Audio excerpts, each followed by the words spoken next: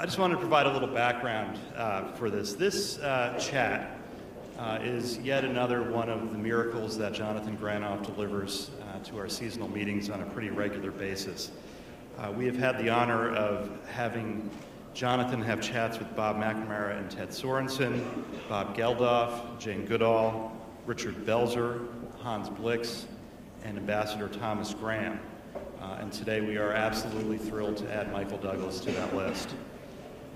Today, and the focus of this discussion is a policy that the American Bar Association section of international law initiated and was passed in August 2010 by the ABA House of Delegates.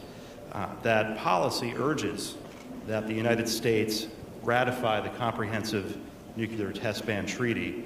Jonathan was the author and spirit behind that policy, and in his words, the policy would enhance the link between the rule of law and nuclear proliferation. As many of you know, Jonathan is a longtime member of the Section Council. He is a past chair of what was then called the Arms Control and Disarmament Committee.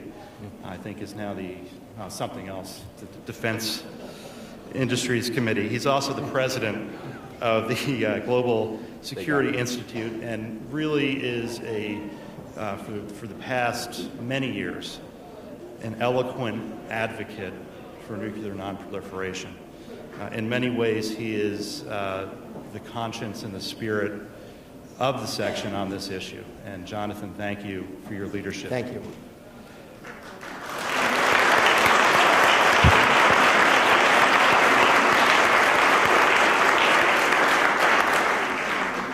Jonathan gave me the difficult task of introducing Michael Douglas, and we were talking about this, Jonathan and I, last night, and Jonathan said, okay, just, do what you need to do. And, I looked through a lot of sources, and, probably wouldn't do much good to say anything about Mr. Douglas's career other than he is an icon of American culture. He's an actor, producer, writer, and most importantly, an advocate. He has starred in a lot of movies, including, and I didn't know quite, several which are among my favorites, but what's really amazing about his work is how he crafts each character and seems to inhabit that character at each turn. Most importantly, on his advocacy side, Michael is a member of the board of directors of the Plowshares Fund, and also is, since 1999, a UN Messenger of Peace. He was appointed to that role by then Secretary General Kofi Annan. And interestingly, and hopefully we can see this at some point, in 2003, he produced a documentary about child soldiers, where he interviewed 3,000 former child soldiers. I think this is pretty relevant given the recent Joseph Kony viral video and other efforts at the ICC to remedy that problem. And at this point, I will do what I do best and just say, Jonathan and Michael, thank you both for coming. Thank you, look Michael. forward to the conversation. And Thank you. Thanks very much.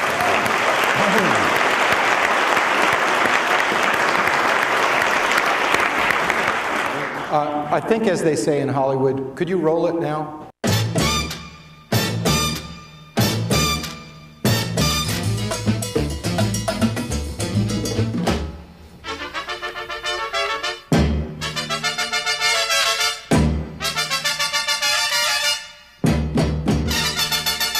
My name is Andrew Shepard, and I am the president.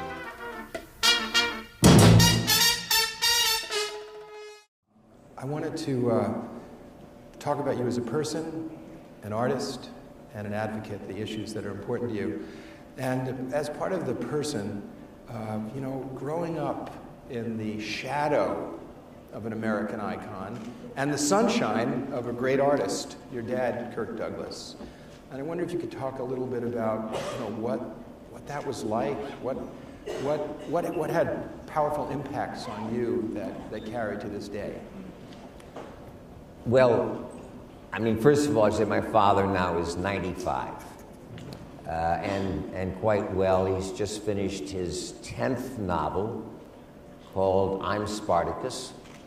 And it goes into the whole blacklist period and Dalton Trumbull, the writer, and giving his name back and all that. And it's a great book. I read it, and Dad came to me and he said, "Son, I'd really appreciate it if you do the introduction for me." And I said, "Dad, I'd love you, and I'd love to. I've done a couple of introductions before." He said, "It'd be my pleasure."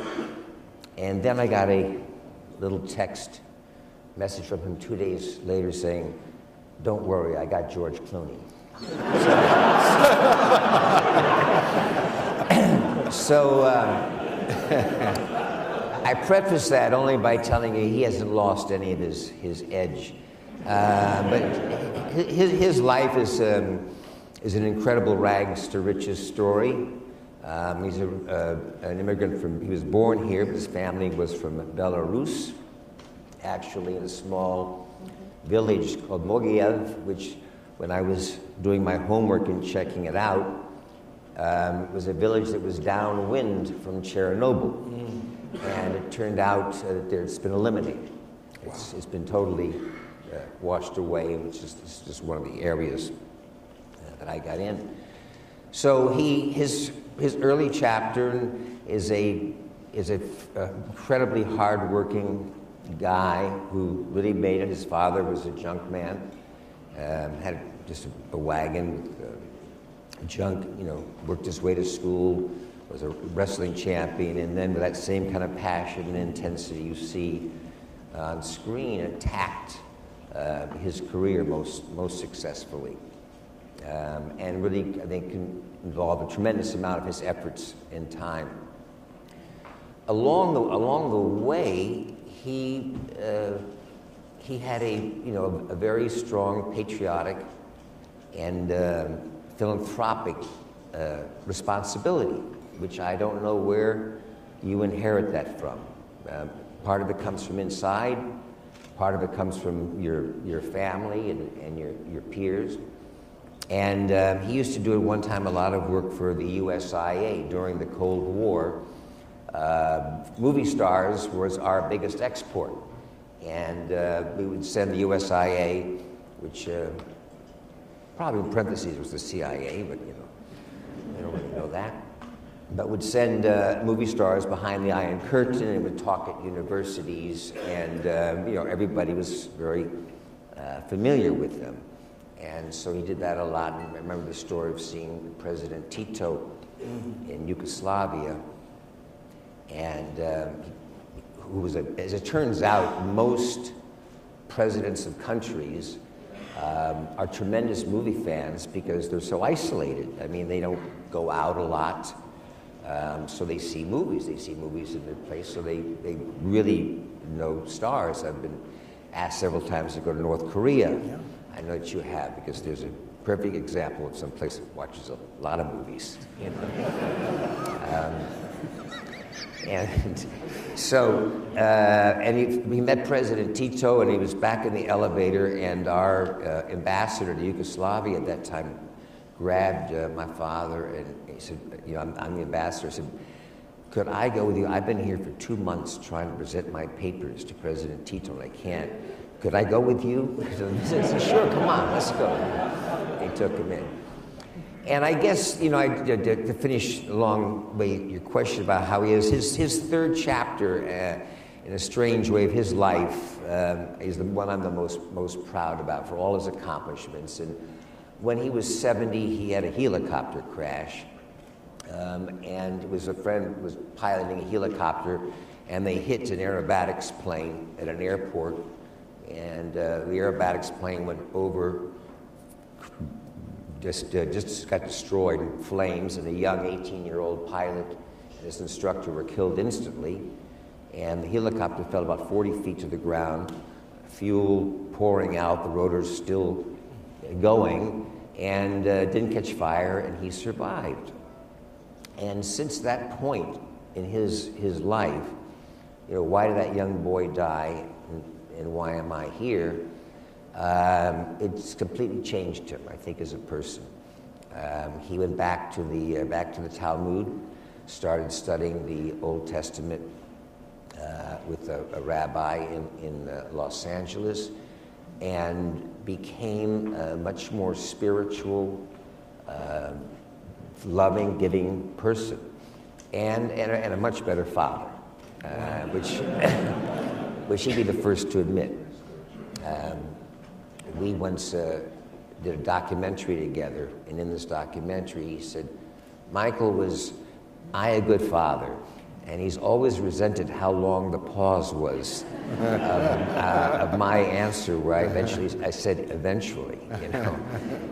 But he's been just an extraordinary man, and a real reflection of how people should conduct themselves in their third act. I can still remember the powerful message of Paths of Glory, you know, which I still think to this day is one of the greatest films on the nature of war and how it transforms the participants. And as you alluded to, Spartacus, I mean, people don't remember the McCarthy era, how great screenwriters like Dalton Trumbo, who wrote Johnny Got His Gun and other amazing movies, were completely unable to work. And that your dad openly and courageously stepped forward and did that. And I don't think he's been properly recognized publicly for the courage that it took to do that. And then to do a movie where that egalitarian message that I am Spartacus, right. You know, it's still a powerful message. And he must be really proud of your being a messenger of peace for the UN. He is. I mean, he's just generally been very proud. It's funny. People sometimes ask, "Are you jealous of Michael, your son?" And he says, "It's a sense of immortality. It's a continuity of generations. How can I possibly be jealous?" But I think early on, you get a lot of demands on your time and a lot of important causes that are out there. But I have chosen about the last 25 years to focus more on the disarmament area, both nuclear and small arms issues. And I think he appreciates that. And he has as an international star and somebody who's traveled around the world, and myself too, we have much more sense of how tiny this planet is. I think a big influence in my life, I don't know how many of you remember Buckminster Fuller? But I mean, I loved his book. I saw him speak at the university when I was at the University of California at Santa Barbara. Matter of fact, he spoke for about 4 hours the first time. But the whole concept of Spaceship Earth and how, he was the first one to really help me get a sense of just how tiny this little tiny planet is, and how it exists in everything else. And so he's played an important influence in my life. Well, so many of your movies have touched upon such, prescient, powerful themes. I mean, I was just thinking today as I was coming over, The Sentinel, that I know you didn't think that Secret Service officers and their sexual conduct would be a public issue. I mean, can we talk about this for a second? But as far as I understand, if he hadn't have negotiated, right? If he just had paid the lady, I mean, he was so hungover, must have been so drunk, so hungover that he heard the figure. I mean, I would have done anything to grab the $800 from my fellow servicemen, and call it a day. I mean, it was pretty insane. Well, I wasn't going there with that. Okay.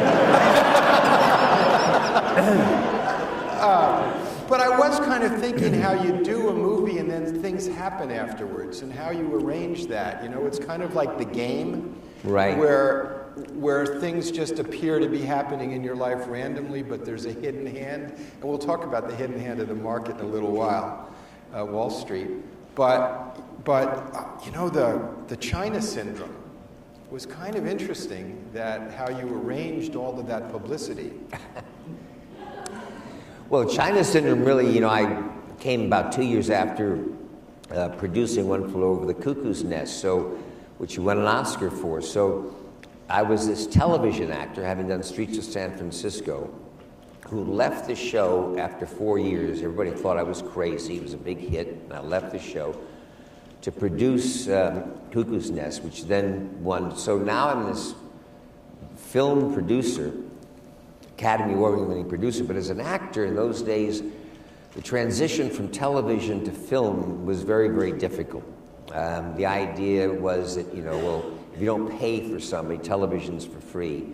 Really, I think it was only Steve McQueen and Clint Eastwood before me had done a television series and then had moved into feature films.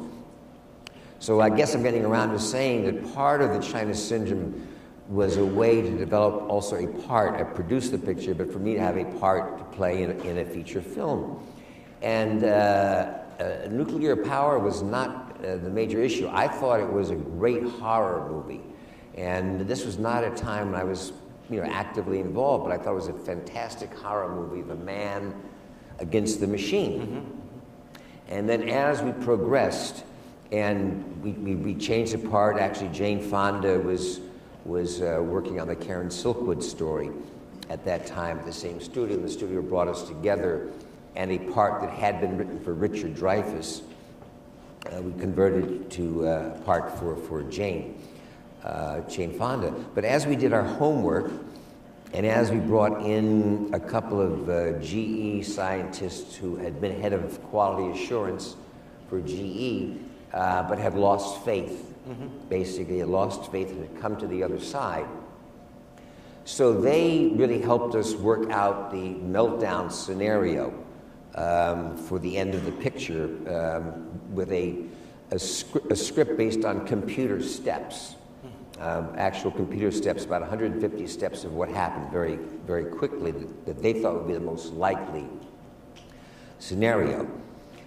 So then the movie came. We were completely, as it came out, creamed. GE had it was some show, a special show. It was like Person to Person that John Wayne was on, and Jane Fonda was on. They took their sponsorship away from the show. We were really called irresponsible filmmakers and this and that. And 10 days after the movie opened, you know, for me, it was an epiphany. It was, I have no formal religious training, but this was as religious as it got. Because 3 Mile Island happened, and all of a sudden Walter Cronkite had the public relations man from 3 Mile Island in split screen with our public relations man in our movie, and people were going, this is incredible. And then a writer for Esquire magazine, it was Aaron Latham, did a breakdown, and after the accident, and of our 150 set computer points in our movie, 90% were exactly what happened at 3 Mile Island. So that really kind of was the impetus for me to get off in this whole era to try to understand the sort of the half-life of plutonium. I think about 125,000 years. And then it turns out that the Fukushima plant was similar to the GE plant. The Fukushima plant was I believe, is the same GE plant that was in 3 Mile Island. It was their 40-year-old. So it's not as if the story of the movie is not a relevant present-day issue. That's the whole. Right. I've often thought that it's incredibly arrogant to put forward technologies that are so incompatible with human and machine era. That it may be one in a million, 1 in 2 million, but the consequences are so huge. Right. And the idea that we wouldn't have what I call oops and bozo. Oops is, oh, the computer made a mistake. And bozo is just us. And if anybody knows anything about themselves, they know that human beings make mistakes. And nuclear energy and nuclear weapons are very unforgiving for mistakes. I remember we did a press conference at the UN. I think William Perry had spoken earlier that day to about 70 foreign ministers, and the subject was the Comprehensive Test Ban Treaty, which we'll get to later. But he talked about how when he was Assistant Secretary of Defense, he got a phone call one morning. He got a phone call that it appeared to be a full-scale Soviet launch. And what had happened was a computer chip was put in a satellite, and this was the first sunrise that it was seeing. It couldn't distinguish between the blast of missiles being launched and the sunrise. So the world hung in about 15 minutes. Sounds like that pilot who saw Venus in the dove. So he tells this story, and then we do a press conference.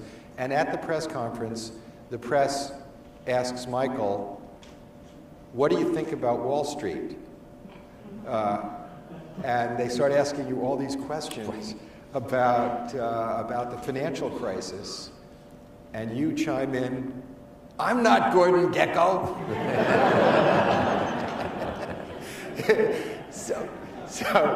So I wanted to ask you this thing that, as an actor, as an artist, do you find the characters inside of yourself, like by going into your heart and feeling what it would be like to embody somebody? And do you get there by a sense of empathy and compassion, or do you get there by intellectually constructing a persona and a character and then physically embodying them? One is sort of external and one is internal. What's the process? Well, for me, it's a little different because of my producing background. So I really first look at the material. I do not look at my part. I look at a script and I say, well, is this a good movie?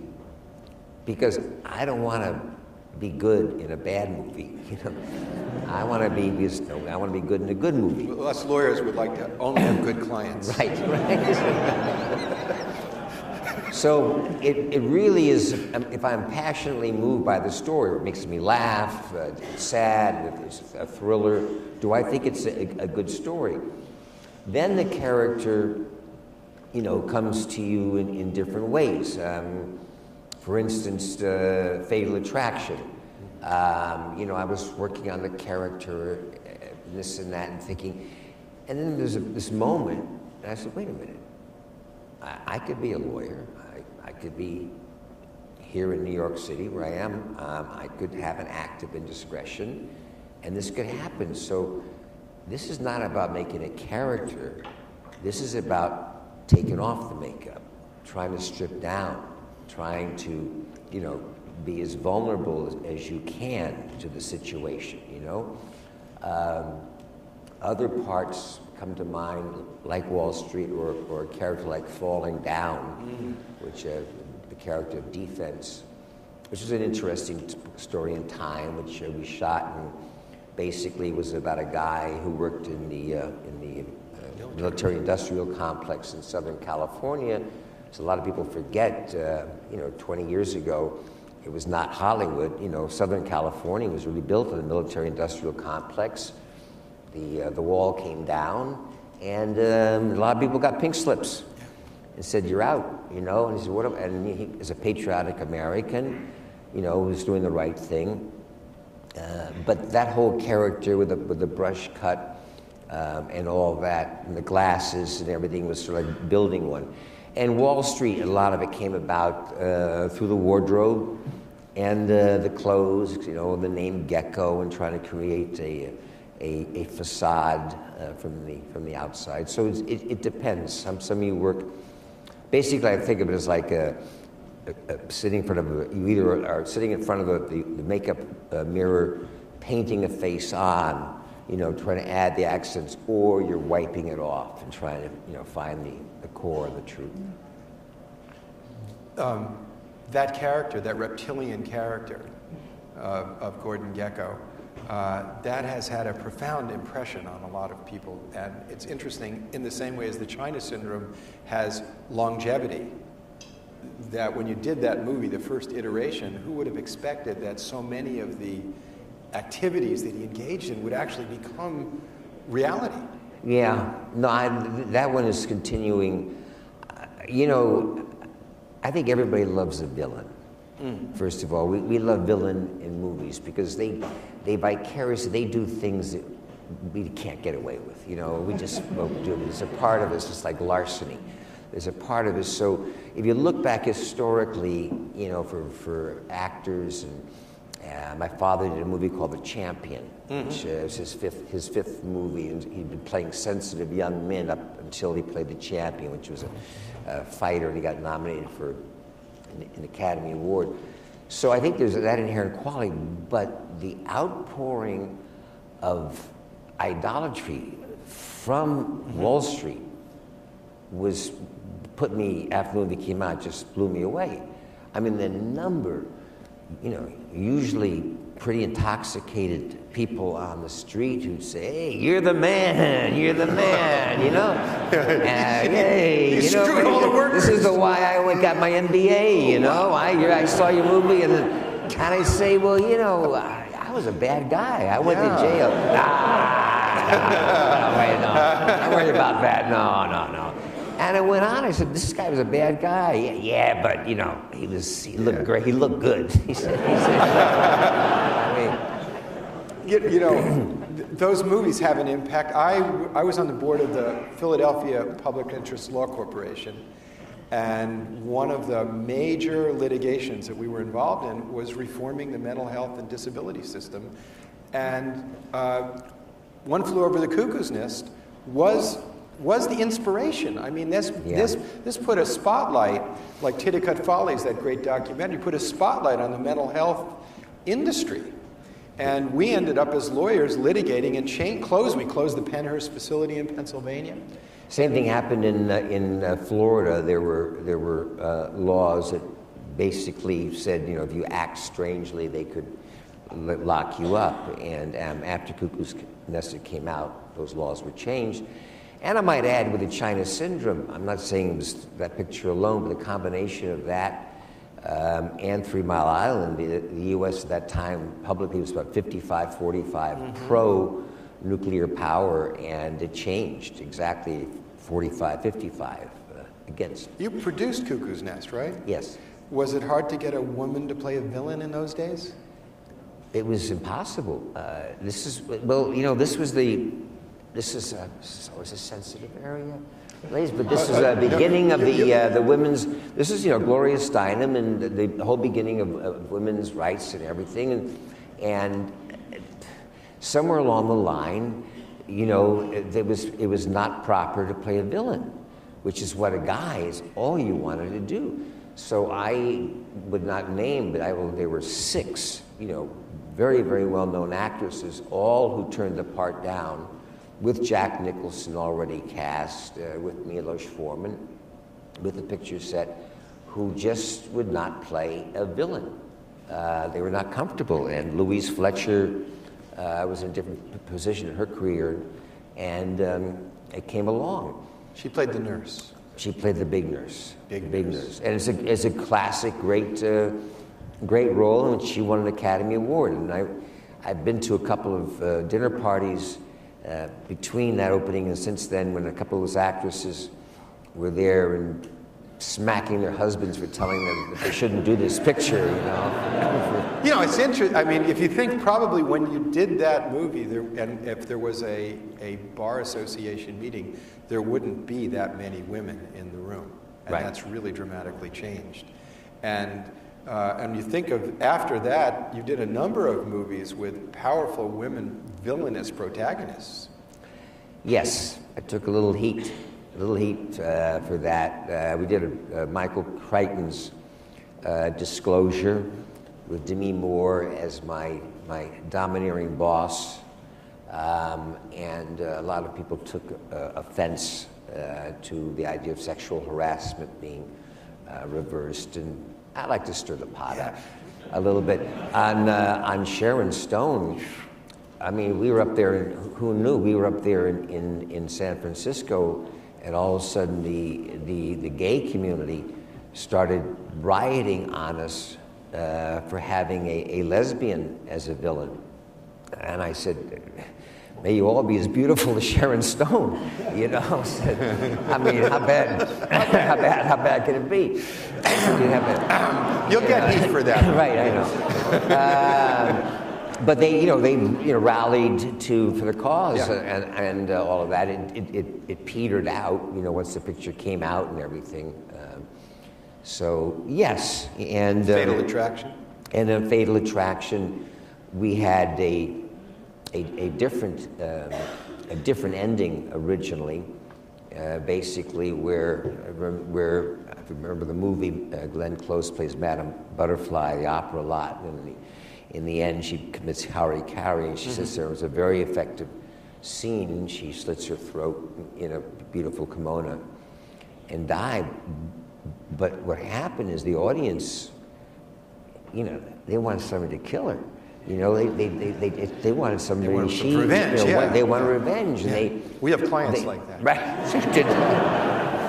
And they forgave it. What happened is you're really fortunate. Remember, we screened a picture, and the moment I kind of, after the one night, went back to my house and got in my bed and tussled up the sheets to make it look like I slept there, and the audience laughed. And I remember the audience said, my God, they forgave me already. They've already forgiven me. We couldn't believe it. And so when she went after the family, Glenn Close went after the family, all bets were off. And so we had to reshoot an ending that was more proactive. I'll say. I like the active thing, and I like one of the themes that I think that we want to convey here is the way you've used your professional skills as an actor and your celebrity and the power of your life for the public good.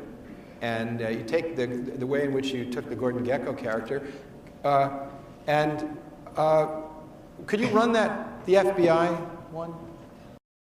The point is, ladies and gentlemen, greed, for lack of a better word, is good. Greed is right. Hello, I'm Michael Douglas. In the movie Wall Street, I played Gordon Gekko, a greedy corporate executive who cheated to profit while innocent investors lost their savings. The movie was fiction, but the problem is real. Our economy is increasingly dependent on the success and integrity of the financial markets. If a deal looks too good to be true, it probably is. For more information on how you can help identify securities fraud or to report insider trading, contact your local FBI office or submit a tip online at www.fbi.gov. Thank you. I was thinking that one of the issues that we're facing today, there's a lot of issues in international law that we're facing today, and we've taken a strong position on the Test Ban Treaty as a group, and that's, I think, really important. But I recently did an op-ed for the Huffington Post pointing out the checks and balances of our system with the use of force, as well as the fact that we helped create and are parties to the Charter of the United Nations. And this section is a big supporter of the international law and the UN Charter. And both our Constitution, through Article 6, Clause 2, making treaties the supreme law of the land, as well as the War Powers Act, puts checks and balances on the use of force. And I think we should all be looking very carefully at the very bellicose language that we're hearing with respect to the possible use of force against Iran. Because the use of force against Iraq outside of those constraints has proved to be quite catastrophic. And so I think it's our responsibility, in the way Michael uses his celebrity and his skills to highlight issues of public concern, that we do that and that we take on a debate and amongst ourselves.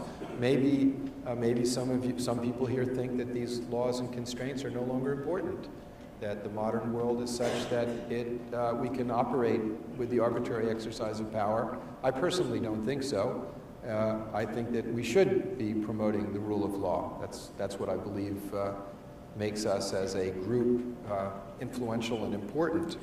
I just wanted to support you just on that, Jonathan, that it's nice to get this invitation, but I'm so appreciative, personally, of your support of the Comprehensive Test Ban Treaty and how crucial it is, and the hopes in our upcoming new election that we can finally ratify this. I mean, this really stops. If you can't test, this is the way you stop any country, from developing a bomb. And so it's crucial.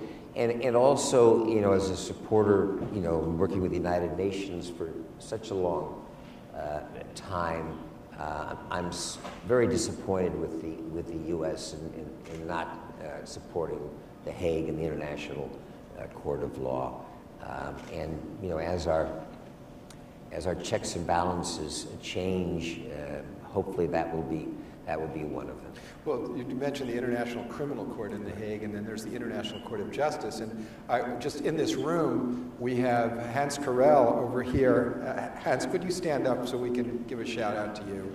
Thank you for all you've done at the UN.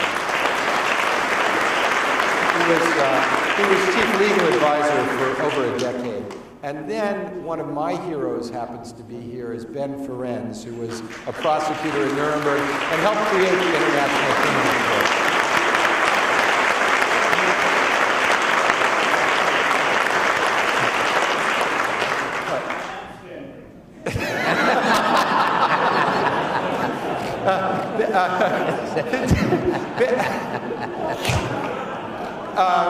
Gosh, that's why you're my hero.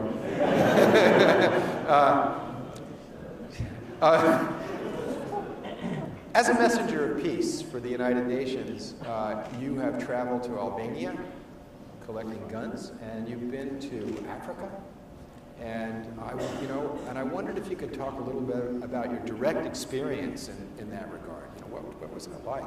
Well, I went to Sierra Leone right after the Civil War, working with the support of the United Nations. Was stayed in Kodu, which is the diamond mined area, with a Bangladeshi United Nations group for a while, and we were doing a documentary piece on child soldiers, but really trying to find these kids trying to find their homes and focusing, because everything got moved so quickly and around. And it had wound down, and a lot of people had gone home. And we had one young gentleman who was about 15, 14. And we put him together with their family, and we found him. But then we found out, really, that he had found his family before, but a lot of them couldn't handle these kids. A lot of these kids have been dragged out at 8, 9 years old. They basically, they shot cocaine needles right into their skulls at 9, 10, and made them, killing machines. They're very, very easy to manage.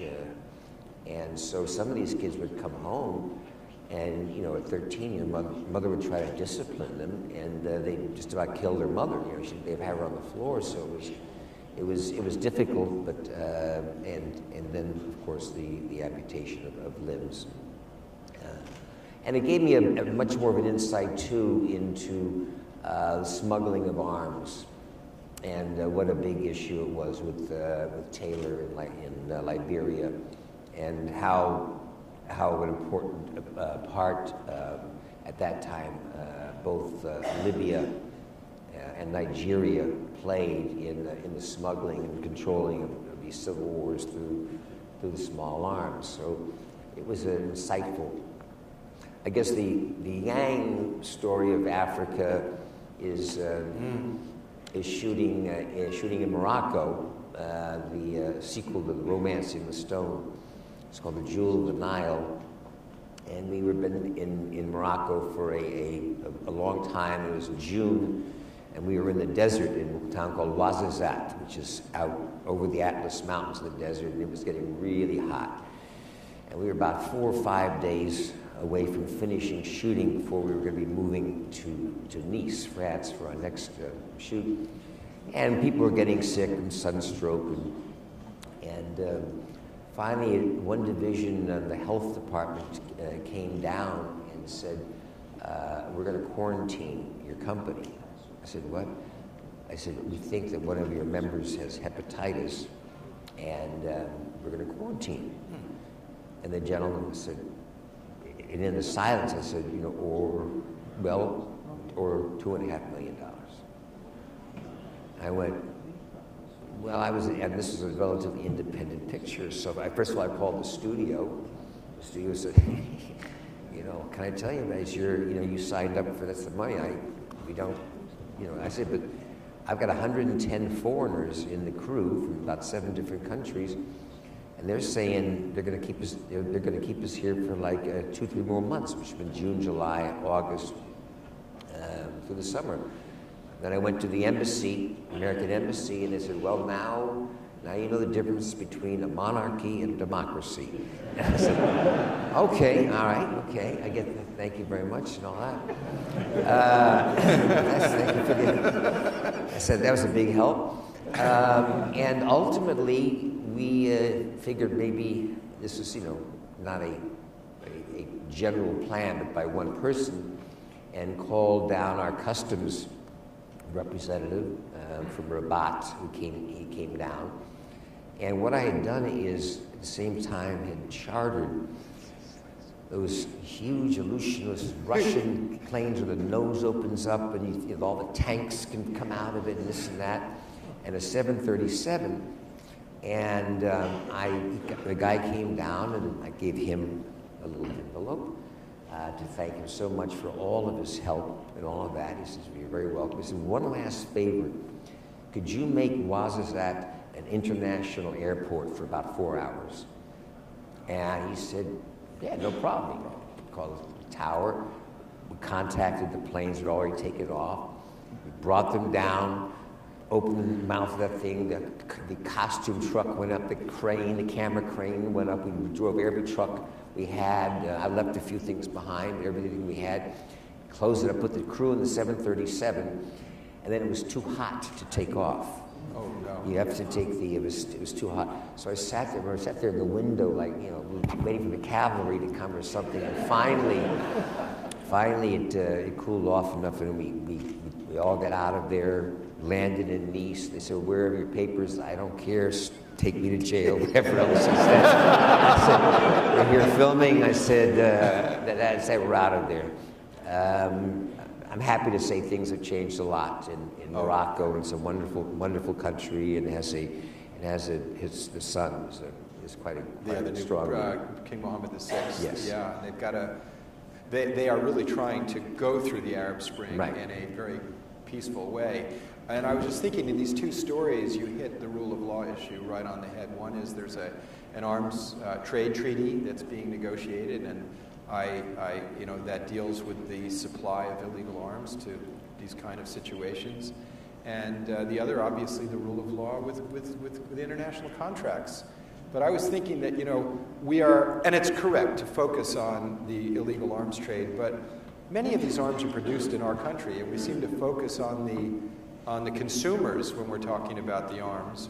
But on drugs, where we don't produce the drugs, we focus on the producers and not the consumers.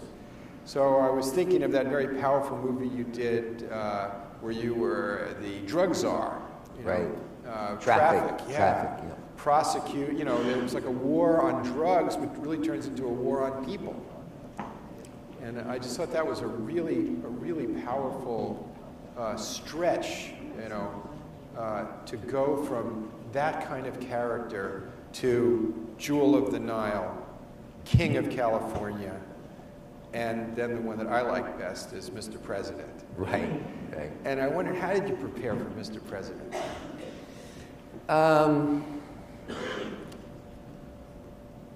Let me think. Because First of all, what really helps, it was written by Aaron Sorkin. Aaron Sorkin is the man responsible for West Wing. Marty Sheen, the president of West Wing, was chief of staff in the American President. So it was very, very well written, and good writing saves you all the time. Also, I was fortunate to have great chemistry with Annette Bening. Although it was very bizarre, we hardly ever talked to each other off camera. She really kept to herself. But so it was a very good romantic story, and at the same time said a fair amount. I think one of the difficulties of the picture was Rob Reiner, our director, was also the producer, and it really was a romantic comedy. But I think he felt he had succeeded in romantic or in comedies, and he wanted to make something with a little more substance. So they promoted it and marketed it as a more serious piece than it was. But I had a wonderful incident that happened 6 months after that movie came out. I got an invitation from the White House to have dinner for the French president. And in the movie, there's a whole sequence where I get together. There's a dinner for the French president, and I thought, well, this is because President Clinton was in power. So somebody's really on top of it at the White House. And so we went to. I was at the White House, and as you know, you go for the dinner. You go past the receiving line, and there was President Clinton, Mrs. Clinton, President Chirac, and his wife. And as I came up, President Clinton said, I've always wanted to do something. He said, Jack, you don't mind. He said, Michael, and he said, he took me, and he said, here, you stand next to Hillary. And then President Clinton got in line, and he walked up to me, he said, hello, Mr. President. So I have a series of pictures which I really, really treasure. It was That's very really fun. great. But it had a effect. I saw we had a screening of a documentary that we did based upon Secretary Perry, Senator Nunn, Kissinger, and Schultz's op-ed piece that they did about the elimination of nuclear weapons. And we made a documentary. I did the voiceover. We showed it at the White House about 6 months ago. President Obama was to show it to him, and he was very sweet. He said, Michael, it's very nice that you're here. He said, whenever I'm really depressed, I watch American President. That's great. Yeah, I would commend that movie, The Tipping Point, I think it's called, the one with Perry and Schultz. And I'm in a group with the United Religions Initiative, which is a interfaith global initiative with 2.5 million people in a global interfaith conversation. And there's a working group in it with Secretary Schultz, myself, Sidney Drell, who used to run the Los Alamos Laboratory, and Ambassador James Goodby. I mean, these were like the Cold Warriors. I mean, but they've come to the conclusion that we cannot contain the proliferation of nuclear weapons, and our choice is either they're going to proliferate or we've got to get rid of them. And I think that's really a really important message. And I've just noticed that there's a table here of a whole group of people from the Office of Disarmament Affairs of the United Nations who work thanklessly. But I thank you, and I hope everybody here will thank you guys for the work that you do.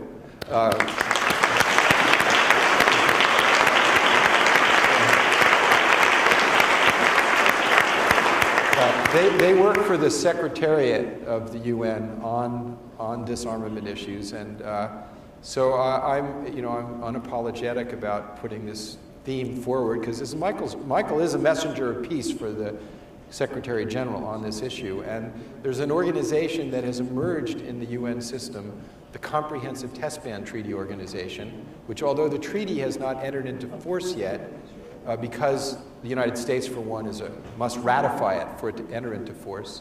The Test Ban Treaty Organization has done some public service announcements that Michael and I have both done them, and I think they're pretty good.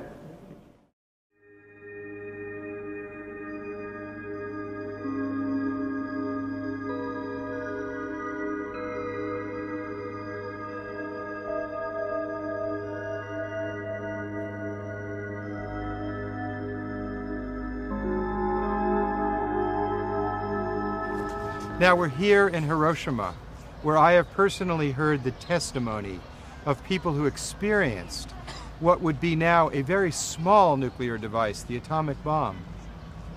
The suffering that this community went through is unspeakable and unimaginable.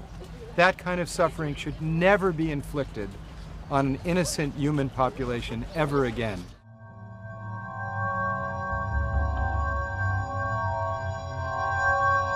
Because nuclear weapons threaten our security. If ever used, they would kill on a massive scale and keep on killing through radiation, through space and time. Because of that, they are the most profoundly inhumane weapons that we have ever made. The test-ban treaty is part and parcel of the wider agenda of a nuclear weapon-free world. The action needed to move forward is for each and every country to think through why still it is to join the treaty, why it has still not signed, why it has still not ratified.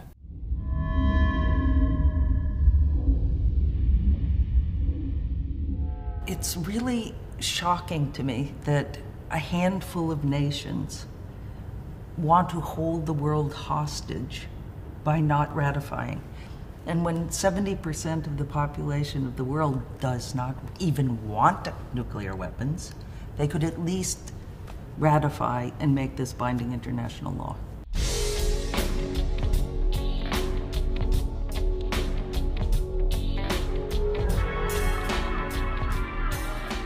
I would hope that those who haven't ratified understand that by not ratifying, for whatever justification, they are not really making good on their commitment to move toward the world free from nuclear weapons. We are at a stage right now that if we continue with having nuclear weapons, relying on nuclear weapons for deterrence, that is the short term for our self-destruction.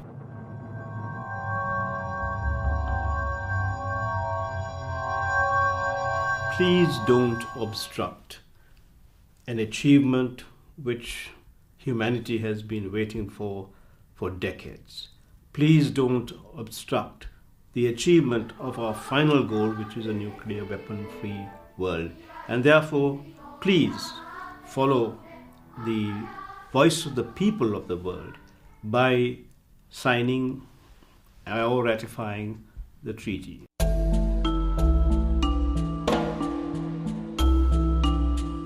We have to stop it now.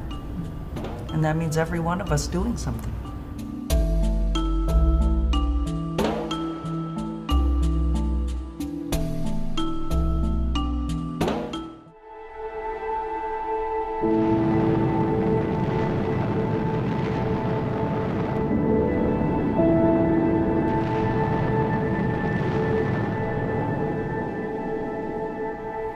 Has your country joined the treaty? Has your country joined the treaty to end nuclear explosions forever?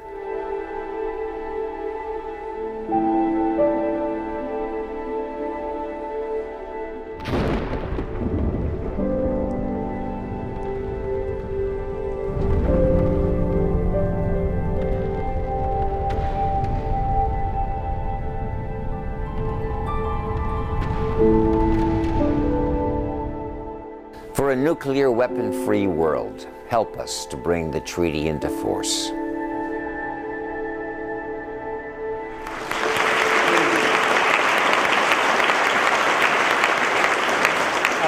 I remember one time Michael and I had the privilege of going to meet the Prime Minister of Canada, Jean Chrétien at the time. And you did a PSA there, and we had a nice script and everything, and you just took the script and threw it away, got on camera and said, "We said no nukes. No nukes."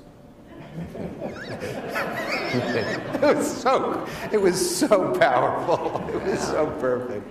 I mean, one of the areas that I can, help in this is that your celebridom, for all these people that deal with this responsibly, day in and day out, that sometime a little showbiz allows them an entree to heads of state that are not otherwise there. But this is it for me. I mean, I was born in 1944. Manhattan Project began first testing. Hiroshima and Nagasaki was 1945. And I really plan and hope in my lifetime to see the elimination of nuclear weapons. Absolutely. And to finally see, which I think probably really happened in the debates with Al Gore and President Bush, when they asked him what is the one thing that they agreed on, the worst scenario, the thing they are most worried about, and they said the threat of a nuclear bomb. And this is a bipartisan issue. Tremendous support from the military on this. There's a lot of issues coming up now as far as budget items. We have a triad defense system with missiles, submarines, and bombers. Each part of the military wishing for their part to be developed for the future. Something's going to have to give. And it costs to maintain right now about $70 billion a year just to maintain our arsenals. That's $700 billion over the next 10 years. So it looks like a time for a dramatic decrease of the number of warheads, and certainly the ones of the active warheads that could be brought down. So I hope that this becomes a continued cause for everyone here. Thank you. You know, it's not just the United States. We are subject to the security between India and Pakistan. I mean, if they haven't exchanged, the climate of the planet is ended. And they tested India tested a missile, I think, the day before yesterday. Mm-hmm.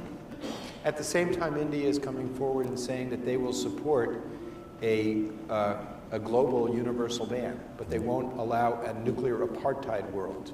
In other words, they're saying we're 1/6 of the world's population, and we have to play like the rest of the big boys, or we want to put forward a treaty.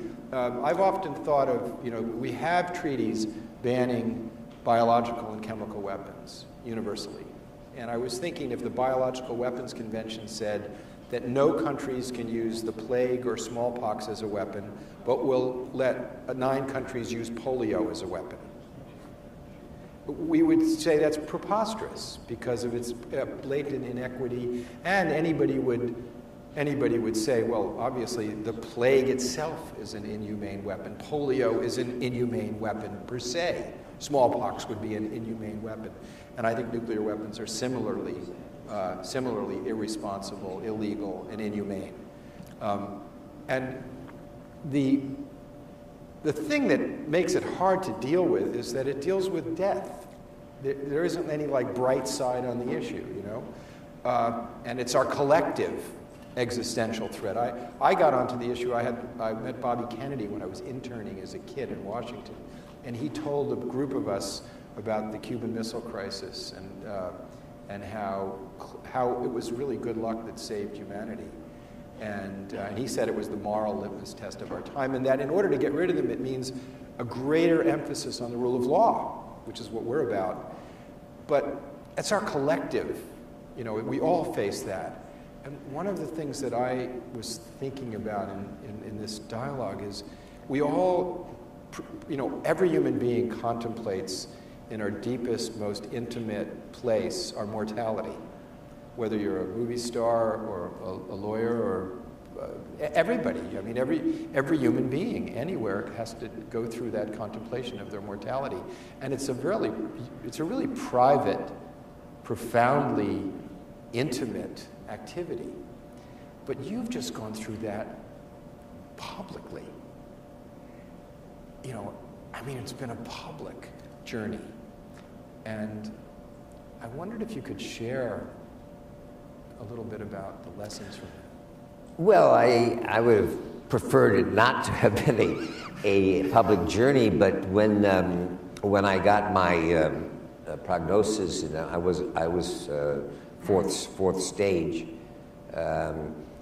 It was coming just before a large foreign promotional tour of Wall Street. Wall Street Never Sleeps. So there was, it was very hard to cancel it without a pretty good reason. There was no way to really keep it quiet. So we decided, together and thought about it, and I was actually on the Letterman show. I was part of the promotion for the, and it was coming out. You'll do anything, won't you? Yeah, right. And so got it out there, and before there was any more gossip and all of that, we actually described it as throat cancer, which is a little white lie rather than tongue cancer, but because the imaging of tongue cancer and surgery and not being able to speak is not necessarily the best image. But forgive me for all my water drinking, but one of the side effects is your salivary ducts are all kind of been radiated, zapped out to a degree. But to answer your question, I dealt with it. It was at Sloan Kettering. They gave me what the odds were. So I said, I am going to put the mortality issue on the back burner until I finish all my treatment, because there's no reason to, get all wound up now, and I'll have plenty of time to deal with that if they come back and shake their heads and say, we didn't get it. And I lost a dear friend, Nick Ashford of Ashford and Simpson this year, had the same cancer. So I really kind of saved myself from having to go there. But what did happen by announcing it publicly, and you get fan mail, people know you around the world, but the outpouring, worldwide outpouring of support, prayers, was overwhelming. And it really, for somebody who has no formal religious training, I felt it.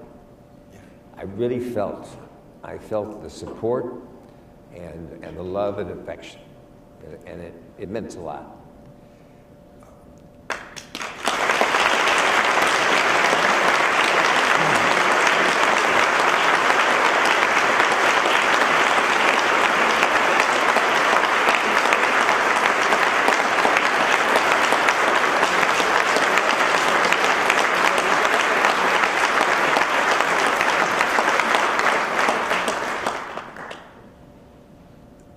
I don't think there's much dialogue beyond that outpouring of love and affection.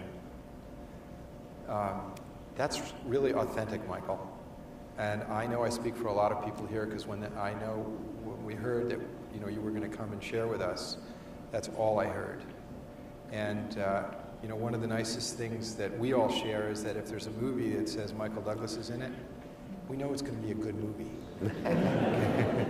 Whether it's going to be Wonder Boys, or some quirky off-the-wall movie like King of California, or some really substantive, intellectually challenging movie, or some dark,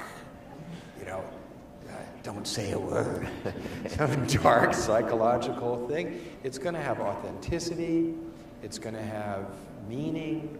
It's going to, or A Night at McCool's. I mean, where was that? And, because it all comes from a core humanity that you're carrying. And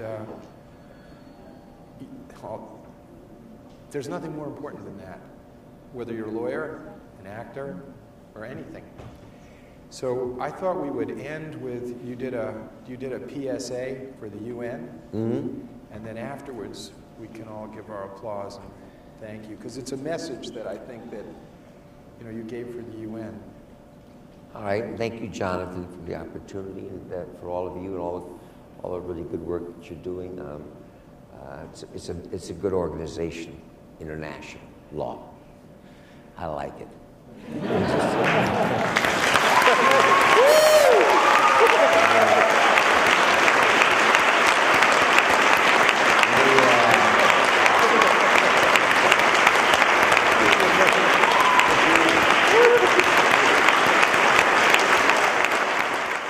My name is Michael Douglas. As a United Nations messenger of peace, I look forward to the day when all of us who inhabit this fragile planet are free from the threat of nuclear weapons.